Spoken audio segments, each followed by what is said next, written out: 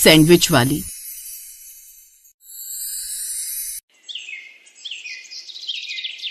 सुमन काकी, क्या मुझे आपके यहाँ काम मिल जाएगा? मेरे पास काम तो है राधा, तुम्हें सबके घर जाकर दूध देकर आना होगा, जिसके मैं तुम्हें हर किलो दूध पर 20 रुपए ही ऊपर दूंगी। बेटी, मैं तुम्हारी इतनी ही मदद कर सकती हूँ। कोई बात नहीं काकी, आपने मेरी इतनी मदद की, मेरे लिए इतना ही काफी है। थोड़ी देर बाद राधा अपने घर वापस आ जाती है। राधा अपनी बीमार माँ से कहती है, माँ आपने दवाई ली? हाँ बेटी, मैंने दवाई ले ली है। माँ, कल से मुझे काम पर जाना है और सबके घर पर दूध देकर आना है। चलो अच्छा हुआ, तुम्हें कोई काम तो मिल गया। राधा अपनी छोटी बहन और अपनी माँ के साथ रहती थी। वो लोग बहुत गरीब थे। उसके पिता के जाने के बाद माँ अनीता की तबीयत खराब रहने लगती है, जिससे सारी जिम्मेदारी अब राधा के ऊपर आ गई थी, जिस वजह से राधा ने बहुत जगह काम ढूंढने की कोशिश की, लेकिन उसे कहीं काम नहीं मिलता। फिर उसके घर के पास ही सुमन नाम की एक बूढ़ी औरत रहती थी। वो गाय का दूध बेचती थी, जहाँ राधा को काम मिल जाता है, और अगले दिन से ही राधा घर का काम खत्म करके दूध बेचने के लिए निकल जाती है और ग्राहकों के घर में जा जाकर दूध देकर आती है। तभी उसे देखकर एक औरत कहती है, अरे राधा तुम? जी भाभी, मैं सुमन काकी के यहाँ काम करने लगी हूँ। ये तो अच्छी बात है, लेकिन तुम्हें कहीं और भी तो काम मिल सकता था। तुम बहुत ही अच्छा खाना बनाती हो, तो तुम खाना बनाकर भी तो अपना काम कर सकती हो। लेकिन भाभी, उसके लिए तो काफी ज्यादा पैसे की जरूरत होगी। नहीं, ज्यादा तो नहीं, पर थोड़े बहुत पैसे की जरूरत तो होती है। ठीक है भाभी, मैं सोचती हूँ इसके बारे में। उसके बाद राधा वहाँ से सबके घर दूध देने के लिए चली तो जाती है, लेकिन उसके दिमाग से पूरे रास्ते उस औरत की बात नहीं निकलती। ऐसे ही कई दिन बीत जाते हैं। फिर एक दिन सुमन कहती है, राधा बेटी, फिर से 3 किलो दूध खराब हो गया। काकी, इस बार इतनी गर्मी है कि जब तक मैं दूसरे के घर दूध देने जाती हूँ तब तक दूसरा दूध खराब हो जाता है। लेकिन कोई बात नहीं काकी, मैं इस खराब दूध को घर ले जाती हूँ और आप इसके पैसे मेरी तनख्वाह में से काट लेना। लेकिन बेटी, ऐसे तो तुम्हारा बहुत नुकसान हो जाएगा। नहीं काकी, मैं इस दूध से घर पर पनीर बनाऊंगी। ठीक है बेटी, लेकिन मैं तुम्हारे पैसे नहीं काटूंगी। शुक्रिया काकी। इसके बाद राधा घर पर आती है और उस फटे हुए दूध का पनीर बनाती है। तभी उसकी छोटी बहन रिया कहती है, अरे वाह दीदी, आपने कितना स्वादिष्ट पनीर बनाया है, मैं तो उंगलियां ही चाटती रह गई। अरे अरे ध्यान से, कहीं पनीर के चक्कर में तुम अपनी उंगलियां ही मत खा जाना। फिर अगले दिन बहुत सारा पनीर बच जाता है और राधा रसोई में बैठी सोचती है, इस पनीर का मैं क्या बनाऊं? तभी राधा के दिमाग में एक आइडिया आता है। हाँ, मैं इसके पनीर सैंडविच बनाऊंगी। उसके बाद राधा सैंडविच बनाती है और सबको देती है। अरे बेटी, ये पनीर सैंडविच तो तुमने बहुत ही बढ़िया बनाया है। सच में दीदी, मैं तो अब बस हर रोज पनीर सैंडविच ही खाऊंगी। ऐसे ही कुछ दिन गुजर जाते हैं। एक दिन उसकी माँ कहती है, बेटी मेरी दवाई खत्म हो गई है। ठीक है माँ, मैं आज शाम को आते टाइम आपकी दवाई ले आऊंगी। फिर राधा काम पर चली जाती है और शाम को आते वक्त मेडिकल स्टोर पर जाती है। तभी दुकानदार कहता है, देखो राधा, अभी तुमने पिछला हिसाब भी नहीं किया, इसीलिए मैं तुम्हें और उधार नहीं दे सकता। भैया मेरी माँ की तबीयत बहुत खराब है, आप इस बार मेरी मदद कर दीजिए, मैं बहुत जल्दी आपका सारा हिसाब कर दूंगी। राधा के ऐसा कहने पर स्टोर वाला उसको दवाई दे देता है और वो दवाई लेकर घर आ जाती है। वो जाकर अपनी माँ को दवाई दे देती है। दीदी बहुत तेज भूख लग रही है, पनीर के सैंडविच बना दो ना। राधा अपनी बहन के लिए सैंडविच बनाती है। इस तरह जब भी दूध खराब हो जाता था, राधा उसको घर लाकर पनीर बना लेती थी, जिसे राधा पनीर की अलग अलग डिश बनाना सीखती थी। फिर कुछ दिन के बाद राधा के दिमाग में एक आइडिया आता है और अपनी माँ से उसके बारे में बात कर रही थी। हाँ बेटी, ये तो बहुत अच्छा आइडिया है, मुझे भी लगता है तुम्हारा ये काम बहुत अच्छा चलेगा। हाँ माँ, मुझे एक बार एक औरत ने बताया था कि मैं कुछ खाना बनाकर बेच सकती हूँ, और वैसे भी इतना सारा पनीर भी बच जाता है, मैं इसी से अपना छोटा सा काम शुरू कर सकती हूँ। फिर अगले दिन राधा ये बात सुमन काकी को बताती है। राधा बेटी, ये तो बहुत अच्छी बात है, अब बस तुम खूब अपना मन लगाकर काम करना। फिर राधा सुमन से ज्यादा दूध लेकर चली जाती है और उसका पनीर बनाती है। माँ, मैंने पनीर सैंडविच की सारी सामग्री तो इकट्ठी कर ली, लेकिन मैं ठेला कहाँ से लगाऊंगी, क्योंकि हमारे पास तो ठेला खरीदने के पैसे ही नहीं है। तभी अनीता उसको एक सुझाव देती है। बेटी, तुम एक काम करो, घर से सारा सामान बनाकर एक टोकरे में रखकर गली गली घूमकर बेच सकती हो। अगले दिन से राधा दूध के साथ पनीर सैंडविच भी बनाकर टोकरे में रख कर ले जाती है। फिर उन्हें गली गली में जाकर बेचने लगती है। लेकिन शुरू में तो कोई भी उसके सैंडविच नहीं लेता था, क्योंकि वो घर से बनाकर लाने में ठंडे हो जाते थे। फिर उसने फ्री में लोगों को सैंडविच खिलाना शुरू कर दिया था। जब लोगों ने फ्री के लालच में वो सैंडविच खाए तो उसके ठंडे पनीर सैंडविच भी लोगों को अच्छे लगते थे। इस तरह अब सब राधा से सैंडविच खरीदने लगते हैं। ऐसे कुछ दिन गुजर जाते हैं और राधा कुछ पैसे जोड़कर एक ठेला खरीद लेती है, जिस पर गर्मा गर्म सैंडविच बेचने लगती है। सैंडविच ले लो, सैंडविच, गरम गरम पनीर वाले सैंडविच, वो भी ताजा ताजा सैंडविच। राधा की आवाज सुनकर उसके पास एक ग्राहक आता है। बहन जी, एक पनीर सैंडविच देना। जब वो ग्राहक को सैंडविच बनाकर देती है, उसको खाकर वो राधा के सैंडविच की बहुत तारीफ करता है। बहन जी, ये तो बहुत ही स्वादिष्ट है, सच में इसको खाकर तो मजा आ गया। ऐसे धीरे धीरे राधा के पनीर सैंडविच हर जगह मशहूर हो जाते हैं और लोगों को उसके हाथ के बने सैंडविच बहुत पसंद आते हैं, जिस वजह से उसके पास लोगों की भीड़ लग जाती है। इस तरह राधा का काम काफी अच्छा चलने लगा। फिर एक रोज राधा मेडिकल स्टोर वाले के पास जाती है। भैया, आज मैं आपका सारा हिसाब चुकाने आई हूँ, आप मुझे बता दीजिए आपके कितने पैसे हैं। स्टोर वाला राधा को हिसाब जोड़कर बता देता है और वो उसके पैसे दे देती है। तभी स्टोर वाला कहता है, ये चमत्कार कैसे हुआ राधा बेटी?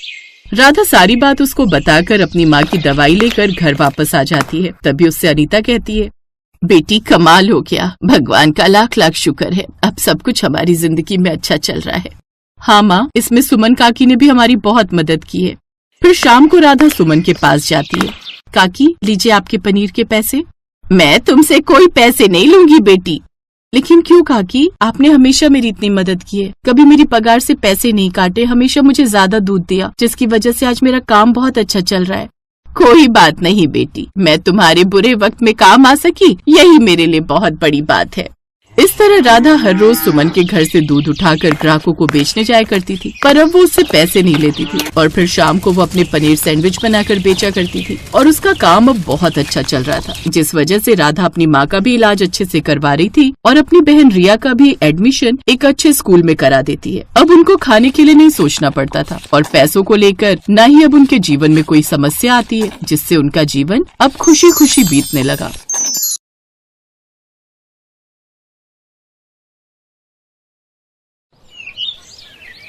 ये कहानी है सरिता की, जो एक छोटे से गांव में अपने पति केशव और 4 साल के बेटे बंटी के साथ रहती थी।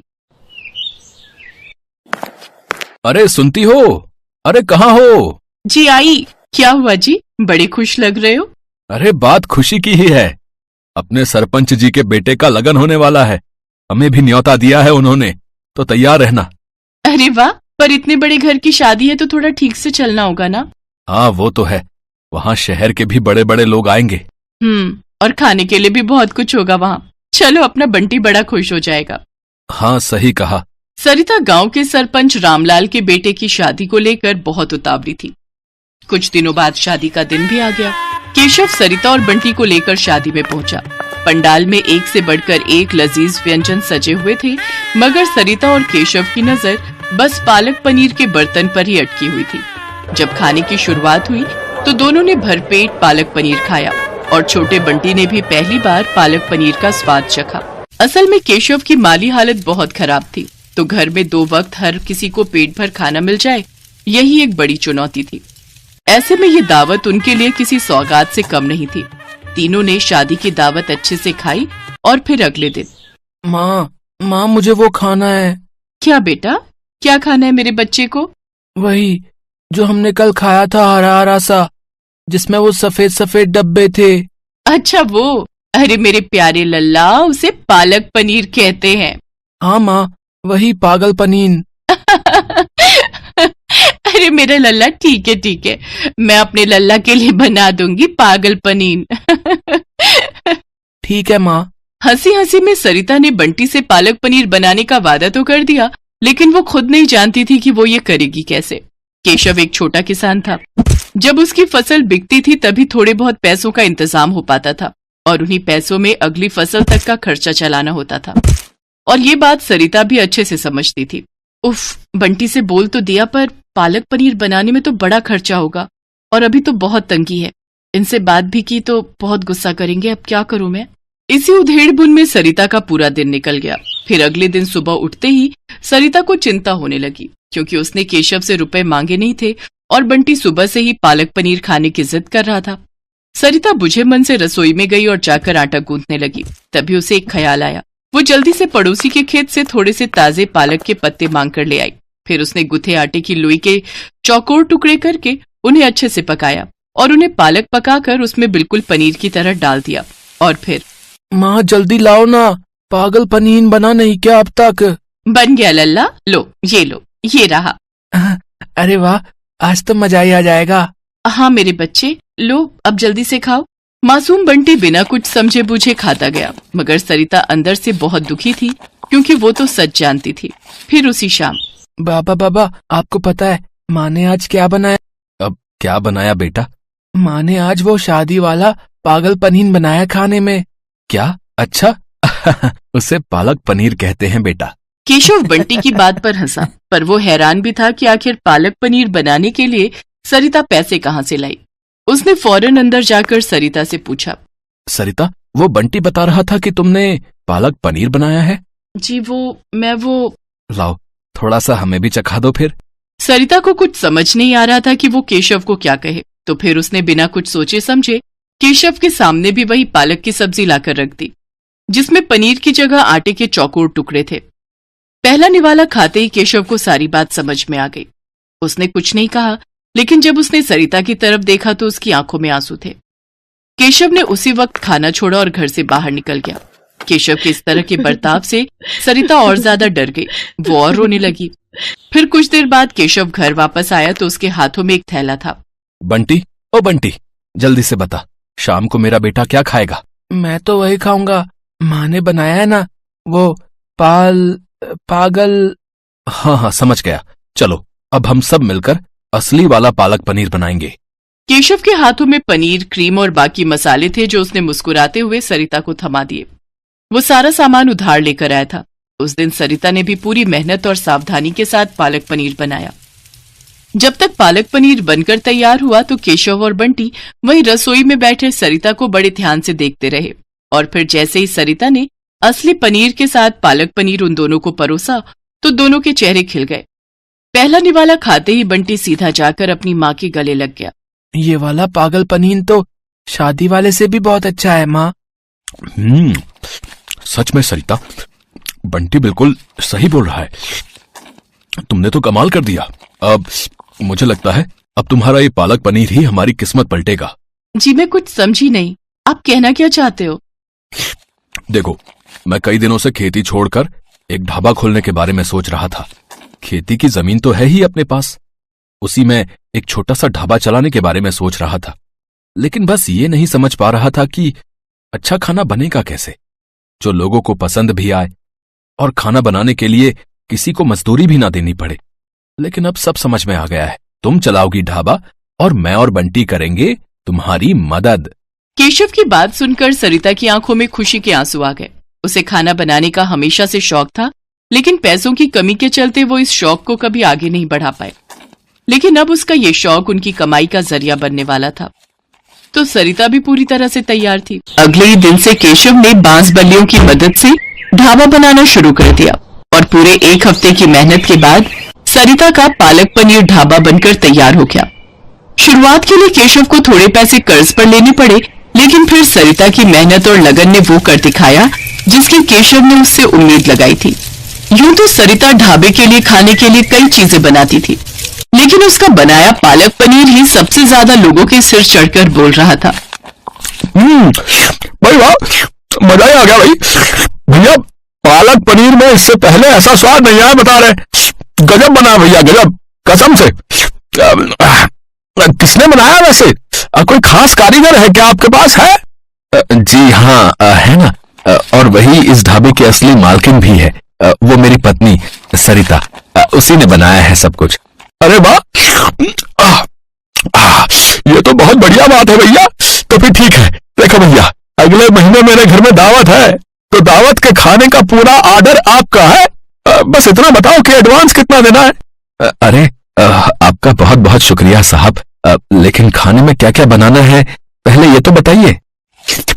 भाई, अपनी तो एक ही डिमांड है, बिल्कुल ऐसा ही पालक पनीर है, बाकी सब आप देख लेना। करीब 250 लोगों की दावत है। और हाँ, एक बात और, ये दावत निपटा लो, फिर एक काम और है आपसे। जी वो क्या? मेरा बेटा इंटरनेट पर हुनरमंद लोगों की वीडियोस बनाकर डालता है। हाँ, और मुझे पूरा विश्वास है कि आपका ढाबे का वीडियो इंटरनेट पर धमाल मचा देगा। सरिता के बनाए पालक पनीर और उसके ढाबे को अब पहचान मिलने जा रही थी।